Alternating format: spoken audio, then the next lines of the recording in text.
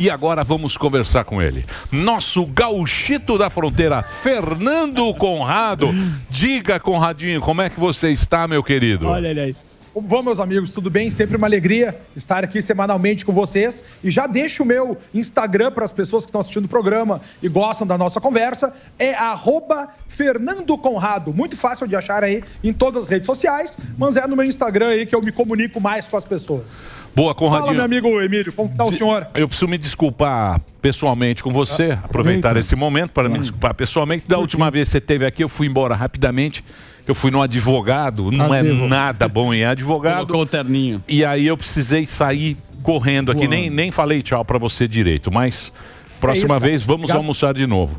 O nosso Inclusive, tema... eu mostrei com teus 2 filhos ali, cara, no almoço, né, com o Zuzu também. Boa, garoto. Alba, obrigado ao carinho de todos sempre que eu O estou rei aí. dos stories. O Zuzu tá muito brincalhão. Muito, Zé Brincalhão. Ele tá muito Serginho Malandro da comunicação. Ele tá brincalhão. Glu-glu, olha lá o Conradão. E a gente estava discutindo exatamente isso no começo do programa aqui, que a gente estava falando que o mundo nunca foi tão confortável. Exato. Né? O mundo passou por períodos muito piores do que a gente está vivendo agora. Isso. Tivemos Segunda Guerra. Depressão, econômica. Nós tivemos... E hoje em dia o mundo está confortável. Sussa. Se você comparar assim, claro. Mas as pessoas estão muito tristes. Elas estão muito deprimidas. Angustiadas. Ansiosas. Por quê? Ó, que pergunta difícil. Pergunta difícil, porque quando a gente vê no primeiro momento, existe uma aparente contradição, né? Como é que o mundo está melhor e as pessoas sofrem cada vez mais? É muito interessante a gente pegar alguns dados, né, dessa grande mudança, sabe, que a modernidade, o que a gente convém chamar de modernidade, não vou entrar na parte histórica aqui, né, começa no século XVIII em diante, e para você ter ideia, Emílio, em 1820, a expectativa de vida do ser humano era 28 anos. Hoje nós estamos batendo aí com 77 anos. O número de causas de morte por eventos climáticos, essas coisas, despencou de 500 mil por ano. Hoje, menos de 20 mil pessoas por ano morrendo. A renda aumentou, o número de pobres diminuiu, pessoas famintas diminuiu, as pessoas não morrem mais de doença. Então o mundo está cada vez melhor nesse aspecto. O grande problema que a gente encontra na vida das pessoas, que são os males da modernidade como um todo, é que, por exemplo, cara, o número de suicídios não para de subir. Hoje em dia, o número de suicídios é a segunda causa no mundo de mortes de jovens de 15 a 29 anos. Né? O número de automutilação que a gente tem durante a pandemia aumentou em 70%. E quando a gente fala de suicídio, fora as tentativas. Porque o suicida, normalmente, ele tenta uma vez como um pedido de ajuda. Né? E nas grandes cidades, a gente sabe que a gente tem 10 vezes mais suicídio que nas cidades pequenas. E nesse aspecto a gente tem que pensar, mas como que a vida está melhor e as pessoas se matam mais? O ser humano é o único animal, Emílio, que se mata, meu amigo, porque não alcançou seus sonhos, que se mata por frustração, Conrado, que se mata pela sua... Fala, meu amigo, pode falar. Não, é que eu fico pensando que a gente tem muito mais gente no mundo hoje, né? Proporcionalmente também aumentou? Proporcionalmente, cara. Proporcionalmente. É a segunda causa de... Cara, é a segunda causa mortes que a gente tem no mundo. Isso aí, dados da Unicef. Segunda causa mortes no mundo todo. De todas. Câncer mata mais, depois mata suicídio, depois mata as outras doenças cardíacas. Tô falando de jovens ainda, Sami. Mata mais que acidente de trânsito. É porque isso aí não é muito divulgado, não é muito... Claro. Isso não, ele não e nem deve, né? Porque as pessoas... Então, tem essa história que fala, não se deve falar nisso para não estimular. O glamour, eu não sei. É complicado, mas é um dado preocupante. Não, preocupe. Mas olha só, senhores, quando é que começou essa primeira grande onda de suicídios? É exatamente com o auge do romantismo. Quando o Goethe escreve Os Sofrimentos do Jovem Werther, porque antigamente os relacionamentos amorosos se davam como? A família concorria para isso, tua comunidade concorria para isso. Quando tu via um convite de casamento, quando as pessoas casavam formalmente, como é que era? Fulano de tal e fulano de tal, e fulano de tal e fulano de tal, casam seus filhos, ou seja, os pais ajudavam as pessoas a escolher, né, os seus grandes companheiros. Quando a gente tem uma causa de vida, que é o individualismo cada vez maior, e a gente já vai falar sobre isso, as pessoas querendo escolher seus parceiros. O Goethe escreve um livro chamado Sofrimentos do Jovem Werther, no qual o personagem, quando ele é rechaçado, quando a Charlotte não quer viver com ele, quer viver com seu verdadeiro amado, ele se mata. Ele se dá um tiro na cabeça e morre só 4 dias depois.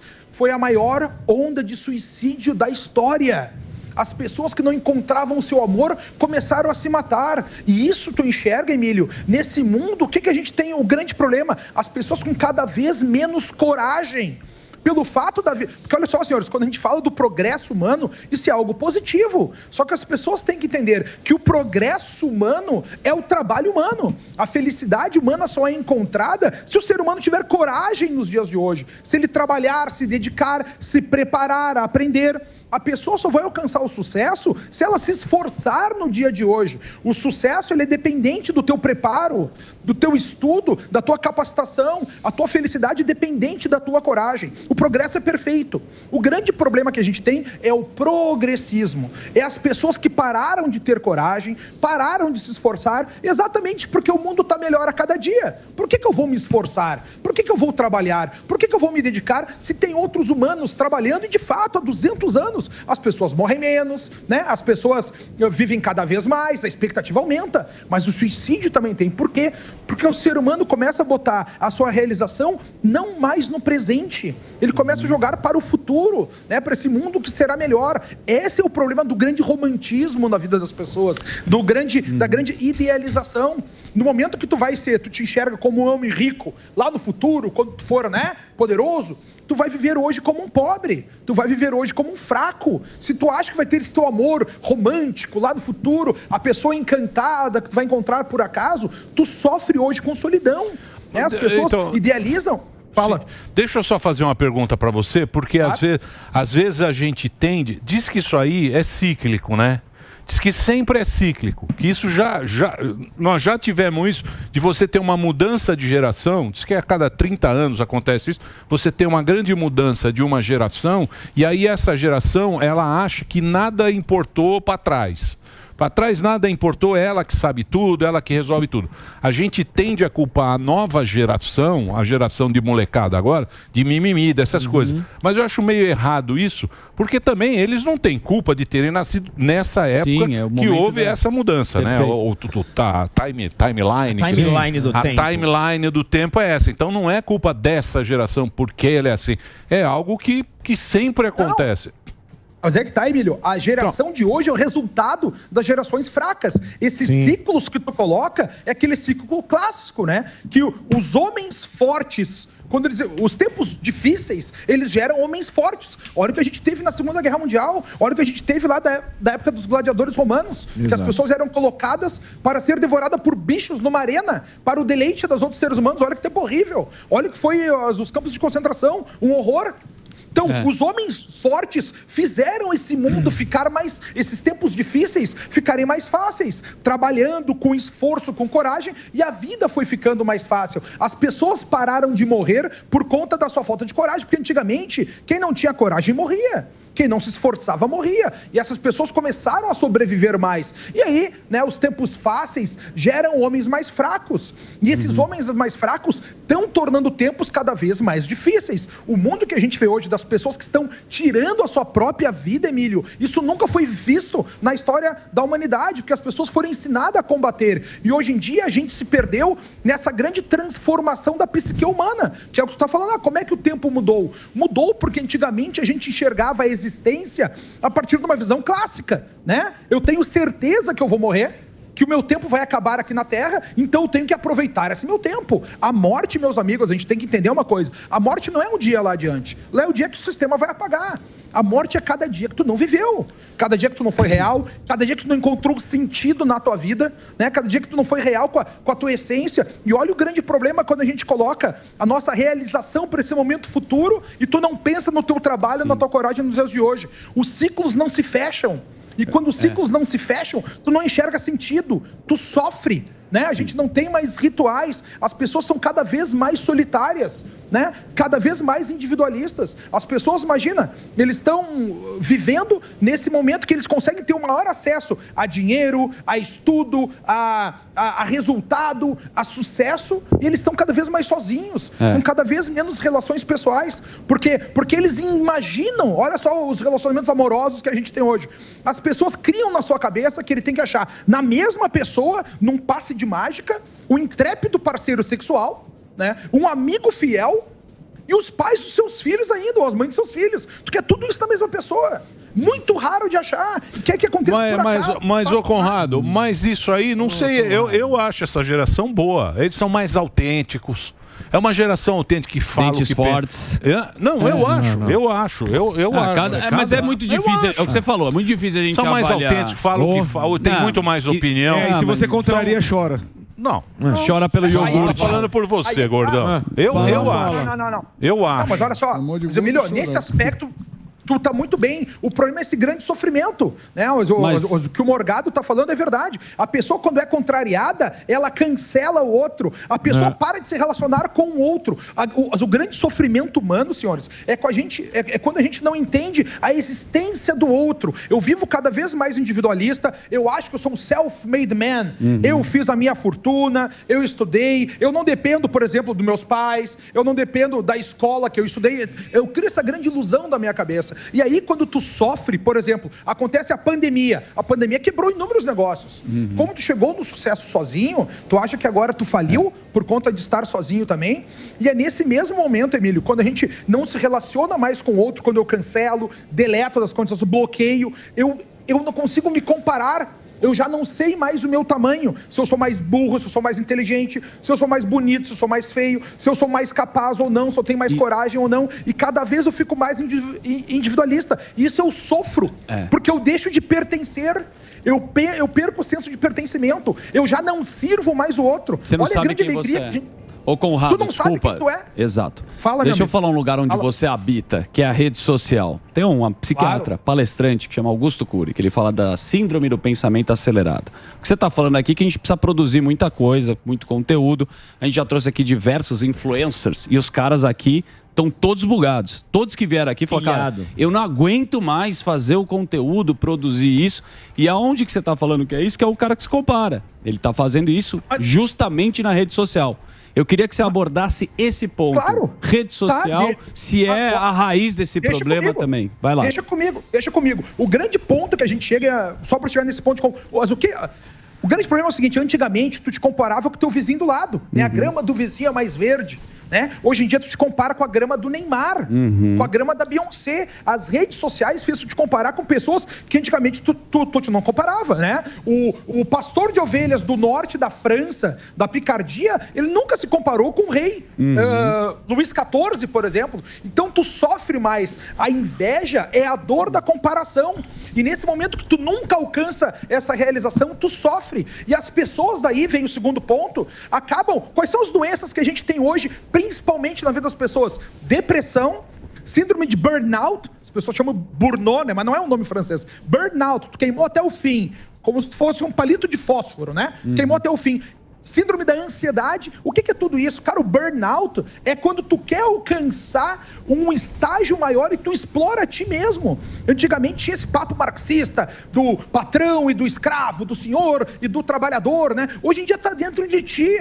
As pessoas se chicoteiam cada vez mais, dizendo, seja feliz, seja feliz. Tu não pode ser obrigado a ser feliz. Seja livre, seja livre. Tu não pode ser obrigado a ser livre. Tu não descansa, tu não tem mais prazer, tu quer sempre achar um resultado cada vez maior e com isso tu te submete a uma comparação que talvez tu tivesse que sair fora das redes sociais ou diminuir a tua presença para entender a velocidade do tempo, porque as coisas já não fazem mais sentido para ti. Nas redes sociais está caindo, Messi ganhou a bola de ouro, Bolsonaro se filiou a não sei o quê, aparece uma bunda, bunda, parece uma propaganda, parece uma piadinha, coisas que não se conectam. E aí tua vida não tem sentido. E aí tu sofre cada vez mais. Por exemplo, crise de ansiedade. As pessoas se matam por ansiedade, porque eles esperam um futuro que nunca vai chegar. O futuro não chega, o futuro é o amanhã. E aí tu sofre. E aí tu entra num estado de depressão, que é tu tão cheio de si mesmo, tu não te conecta com as outras pessoas, tu não entende a presença do outro, tu não tem um relacionamento amoroso, tu sofre tanto por isso, e aí tu chega num terapeuta, o que os terapeutas dizem pra ti? Tu tem que ter mais amor próprio. Ou seja, quero que tu te encha mais de si mesmo. Tu já vive uma necessidade, já vive uma realidade narcisística ao máximo, te comparando sempre e não entendendo o teu pertencimento. E quando tu não entende teu pertencimento, tu vai querer o quê? Ser cada vez mais rico, né? Porque tu entendeu que ter coisas, as pessoas vão rir das tuas piadas, pessoas vão te oferecer sexo, vão querer andar contigo porque tu é rico. E aí tu entendeu que o ter conta mais que o ser.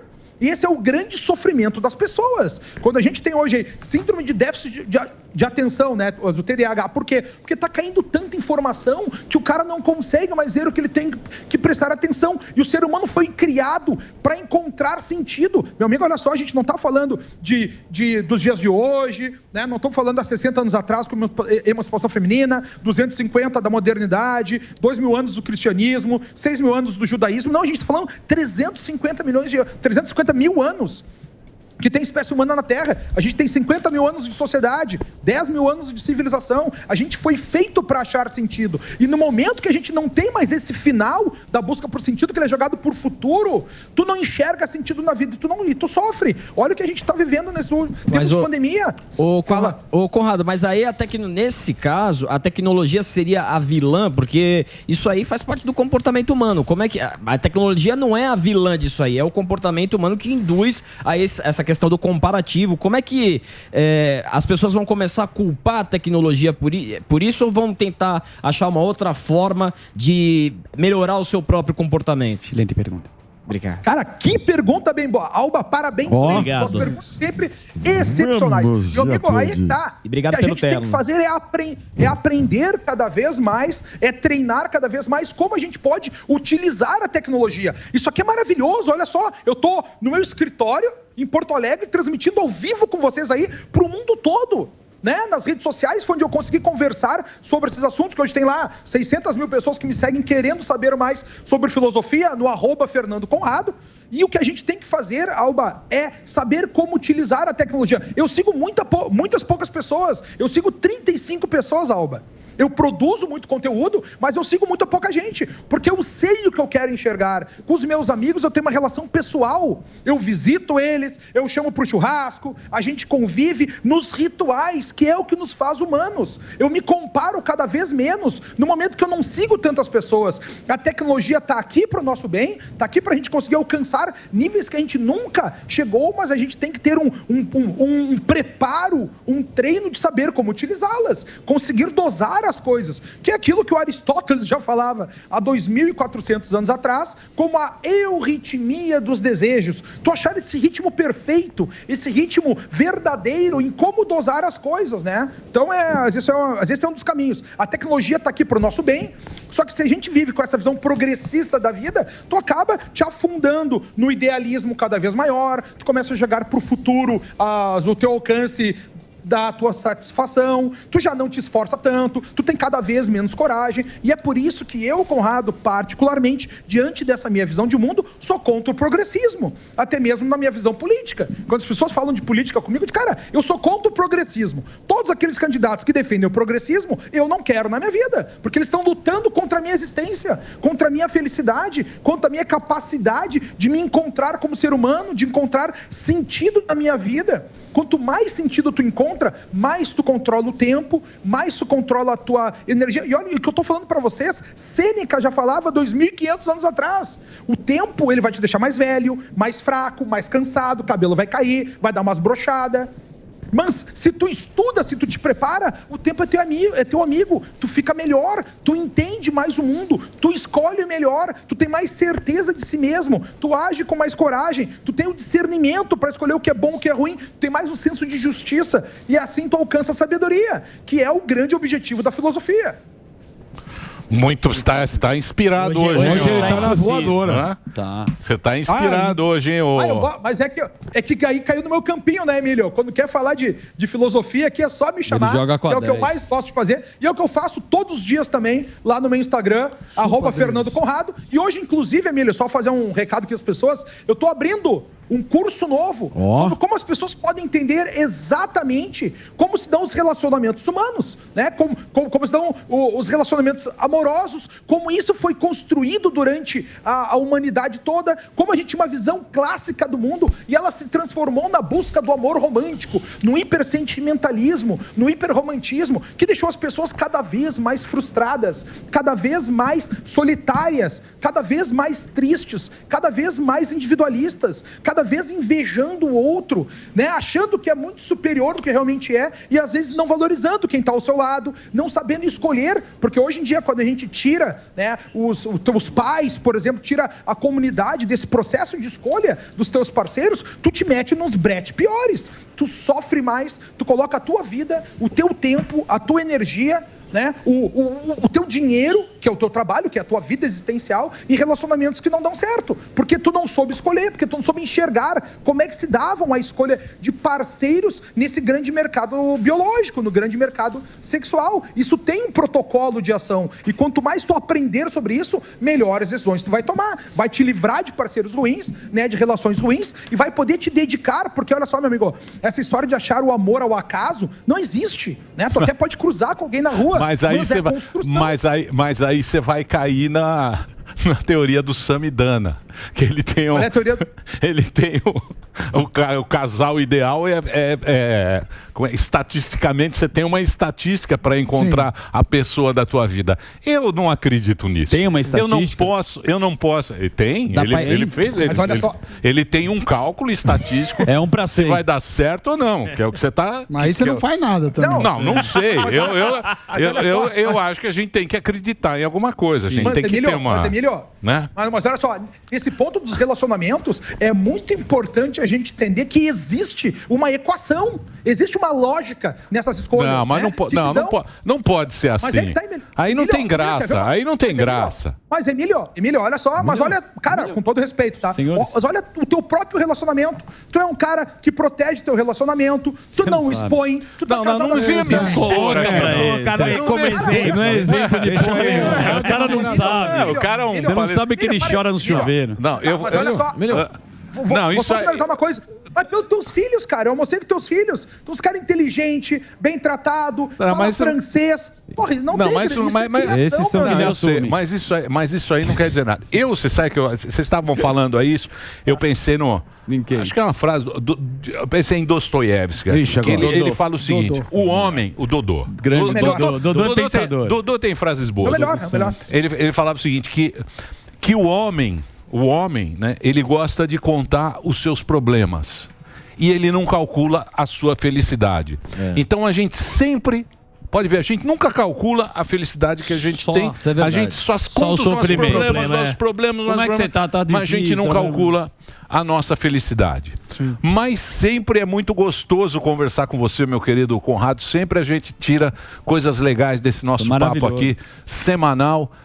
Aqui conversando com a gente, e mais uma vez eu me desculpo aquele dia de sair correndo aqui, não deu tempo da gente almoçar e trocar uma ideia gostosa aí com você.